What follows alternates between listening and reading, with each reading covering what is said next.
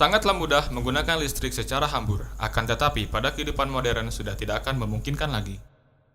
Untuk menjaga supaya selalu ada ketersediaan listrik, maka kita membutuhkan cara yang lebih efisien. Disinilah peran smart grid dalam mengatur kelistrikan. Smart grid, how does it works? Sudah berapa lamanya kita menggunakan batu bara atau bahan bakar fosil lainnya sebagai sumber listrik yang biasa kita gunakan sehari-hari. Grid adalah jaringan distribusi yang membawa listrik dari pembangkit ke rumah-rumah maupun sentra-sentra bisnis.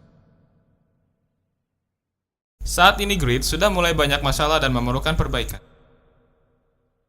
Pada saat ada kerusakan pada jaringan maupun kurangnya kapasitas pembangkit tidak dapat terdeteksi, sehingga menyebabkan pemadaman ataupun kejadian fatal lainnya.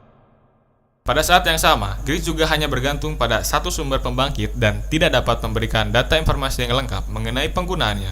Hal ini menyebabkan kesulitan dalam pengelolaan kelistrikan. Untuk memperbaiki persoalan ini, maka saat ini selain membangun pembangkit listrik yang baru, juga harus diimbangi dengan memikirkan menuju keberlanjutannya serta menurunkan ketergantungan pada bahan bakar fosil dengan menggunakan sistem smart grid.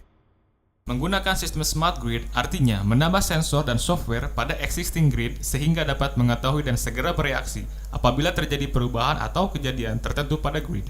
Misalkan, pohon tumbang yang mengakibatkan pemadaman pada satu klaster atau kelompok perumahan.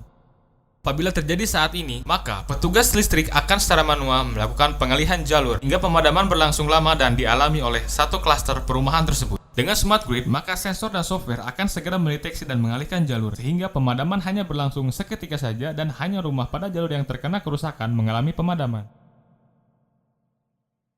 Selain itu, ada peralatan meter yang ada di rumah. Dapat juga dilihat perubahan harga listrik setiap jamnya. Seperti pada umumnya, tarif listrik akan lebih murah pada pagi hari dan mahal pada malam hari. Sehingga dengan smart meter yang baru ini, kita bisa mengatur penggunaan listrik.